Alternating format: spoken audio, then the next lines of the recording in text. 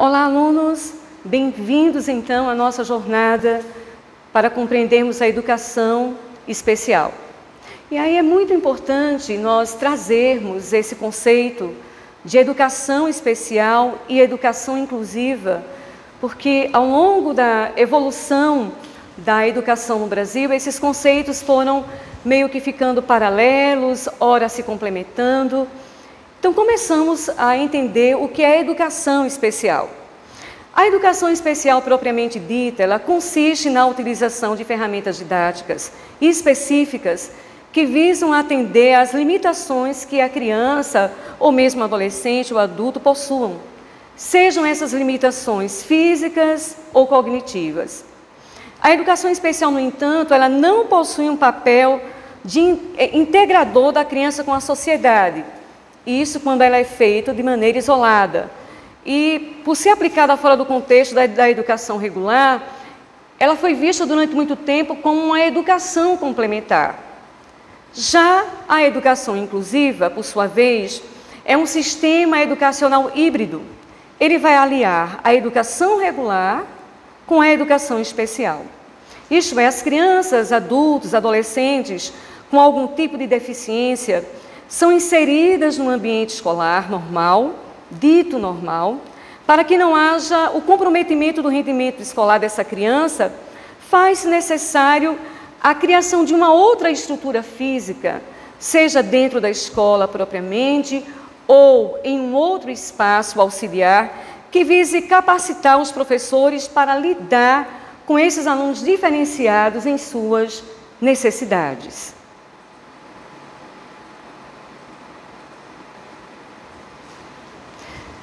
Nesse momento, vamos fazer um passeio na linha do tempo e compreender a evolução da educação especial.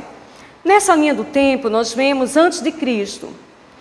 As pessoas com deficiência eram vistas como sub-humanas, inclusive desnecessárias, e elas eram assassinadas, eliminadas. A partir do nascimento de Cristo e com o advento da cristandade, nasce o conceito de que todas as pessoas têm alma e são filhas de Deus. No século XVIII, os fundamentos e observações que contribuíram para a criação dos mecanismos e meios de comunicação vão aparecer, como Braille, Libras e etc. No século XIX e XX, a gente dá um salto qualitativo. Os profissionais de saúde e educação sentem a necessidade de que haja espaços para atendimentos profissionais a pessoas com deficiência. O poder público aparece, criando classes especiais, a iniciativa privada começa a promover instituições especializadas, e esses espaços para pessoas, como eram ditas, anormais, eram totalmente separados da convivência com as pessoas que eram vistas dentro do padrão de normalidade. Já no final do século XX, começa a acontecer fóruns de discussões maiores. As nações começam a se encontrar para discutir essa questão e, como resultado disso, vão ser elaborados documentos muito importantes com vigência ainda hoje. Dentre eles, a Declaração de Salamanca, feita na Espanha, Educação para Todos, a LDB 9394/96, pelo MEC Brasil, e a LDB coloca o Estado como responsável maior da educação e o provedor dos subsídios necessários para que esses alunos diferentes, com necessidades diferentes, possam ser atendidos. Século XXI, estamos falando de 2008 para 2009, a Política Nacional da Educação Especial surge, com diretrizes que enfatizam a educação especial como modalidade para a construção de um sistema educacional inclusivo. Vão surgir aí o AEE, o artigo 10 da Resolução CNE 4/2009 e a importância de outras legislações e planos mais específicos. E a gente vai agora compreender melhor essa evolução. As imagens que nós vemos agora são imagens bem reais, a roda dos excluídos ou dos enjeitados. Era uma triste realidade, vivida por muitos países, e a roda dos expostos das misericórdias, ou a roda dos excluídos, ela existiu. A primeira foi fundada em Portugal em 1498. Em São Paulo, no Brasil, ela vai aparecer em 16 de novembro de 1876. E como é que funcionava? Era um lugar onde as pessoas poderiam colocar os bebês que não eram desejados pelas famílias, principalmente as crianças nascidas com algum tipo de deficiência, algum tipo de limitação. O último registro em São Paulo do funcionamento desse sistema, bastante estranho para nós hoje, foi até 1960. Na antiguidade, como vimos, as pessoas que nasciam com deficiências, elas passavam pelo extermínio. Tribos indígenas, tanto no Brasil como os esquimós, né, fora do Brasil, no Alasca, além de outras civilizações, como os gregos antigos, os espartanos, eles matavam as pessoas com deficiência assim que elas nasciam. Essa prática era realizada sem ódio, era algo que estava tão inserido na cultura que era visto com naturalidade. Era de acordo com a organização sociocultural daquela época. Sêneca vai trazer um pensamento a esse respeito, dizendo: devemos fazer tudo o que precisamos fazer com naturalidade, eliminando da obrigação o aspecto do ódio. E essa era uma máxima usada então para justificar a eliminação das pessoas que nasciam com deficiência.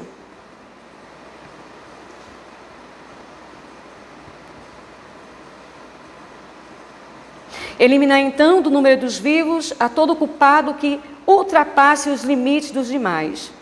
Terminai com seus crimes do único modo viável, mas fazei-o sem ódio. Você percebe então que na cosmovisão dessa época, nascer com alguma deficiência era nascer cometendo um crime. Mas há as exceções. O Egito, por exemplo, que foi uma das civilizações mais altas da antiguidade, eles não viam dessa forma.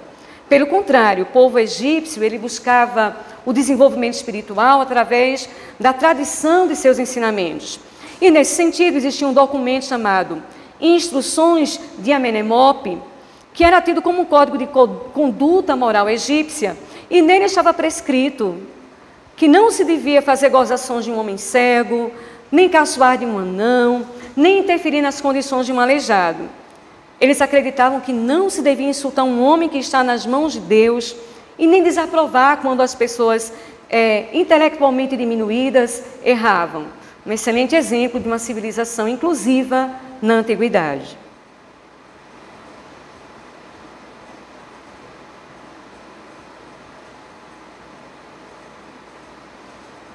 Já na Idade Média, nós vamos ter dois momentos. O primeiro momento é o extermínio, pessoas doentes, defeituosas e mentalmente afetadas com deficiências sensoriais, mentais, ainda eram exterminadas em algumas partes. Entretanto, com o avanço das propostas da cristandade, algumas coisas começam a mudar, mas ainda não totalmente. Alguns deles eram aproveitados para serem bobos da corte, para divertirem as pessoas.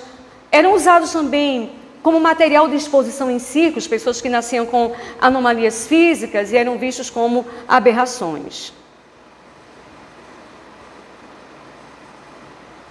Em um outro momento, ainda na era da escuridão, os deficientes mentais passam a ser considerados como seres diabólicos, né? E vai predominar aí a concepção metafísica da deficiência na Reforma Protestante.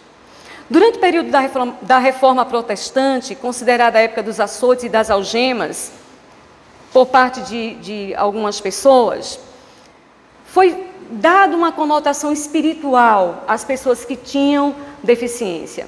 Não se enxergava que isso fosse uma enfermidade de origem física, neurológica, mas algo espiritual. Com o tempo, esse conceito vai ser abandonado.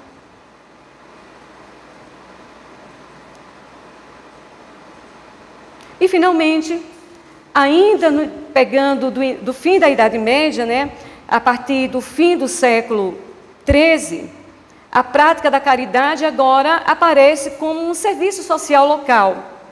E por meio disso, os responsáveis, os altos dignatários da igreja, como bispos, monsenhores, eles eram convidados a devolver algum serviço social para a população. Então, a prática assistencial aparece diretamente relacionada, mas ao surgimento de instituições de confinamento.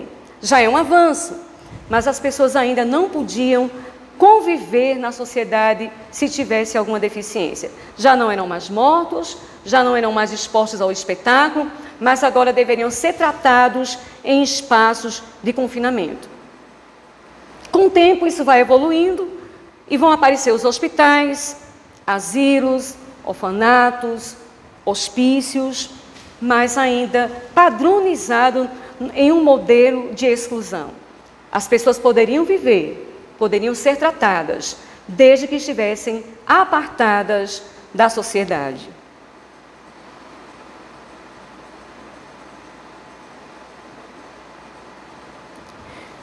Com o passar do tempo, a deficiência começa a se desvincular das superstições, não é? As primeiras reações contra a ideia de que a deficiência era ligada ao demônio partiram de dois médicos bastante conhecidos na história, Paracelso e Cardano. Eles consideravam a deficiência não como uma aberração, nem como produto de forças demoníacas, mas como um problema médico e digno de tratamento e complacência. O saber médico sobre a deficiência começa a ser produzido e para Cardano e Paracelso, os deficientes poderiam ser treinados. Eles tinham direito à educação. A importância de Paracelso está em sua obra sobre as doenças que privam os homens da razão. Essa obra foi escrita em 1526, mas somente publicada após sua morte, em 1567. Pela primeira vez, a obra desse autor se torna uma autoridade reconhecida da medicina, fazendo considerações médicas de um problema que até então era tratado como um problema teológico e até mesmo como um problema moral. E aqui a gente chega em um marco histórico muito importante, que é a contribuição daquele que veio a ser conhecido como pai da educação especial, Jean Itard. No século XIX, na França, Jean Itard, esse médico, elaborou o primeiro programa sistemático de educação especial. Foi um salto gigantesco à frente do seu tempo. Por isso, ele é considerado o pai da educação especial. A primeira experiência realizada por ele foi em 1800, quando ele investiu na tentativa de recuperação e educabilidade de Victor de Aveyron.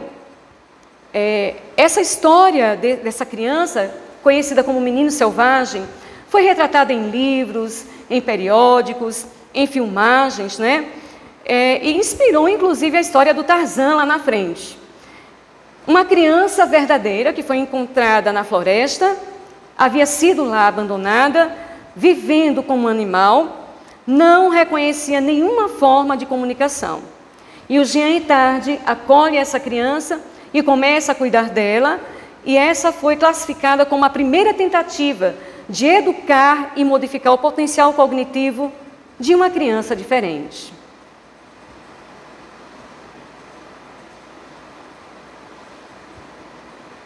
E a gente para ver então que as metas pedagógicas de Itard estavam de verdade bem à frente do seu tempo. Primeiro, o interesse pela vida social. Para Jean Itard, ele não via como necessária a exclusão da pessoa com deficiência. Pelo contrário, ele achava correto e produtivo despertar nesta pessoa o interesse pela vida social. 2, despertar a sensibilidade nervosa. Isso diz respeito aos diversos estímulos de audição, de tato, de controle motor. O terceiro, ampliar a esfera de ideias. Ele achava possível e importante que esta pessoa diferente, com suas deficiências, fosse exposto a várias experiências, para que seu mundo se ampliasse.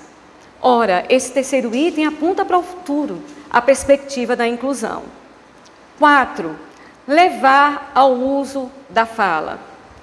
É claro que não são todos os deficientes que têm problemas de comunicação, mas o caso do menino de Aveyron, ele não falava, ele não havia adquirido a linguagem falada.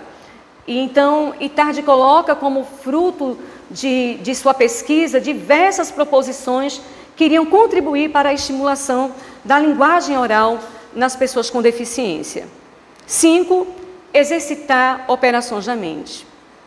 Em 1970, o cineasta francês Truffaut realizou, a partir dos relatórios do médico Jean-Marc Ittardi, um filme intitulado Garoto Selvagem. Ele está disponível gratuitamente nesse endereço que você vê na nossa tela.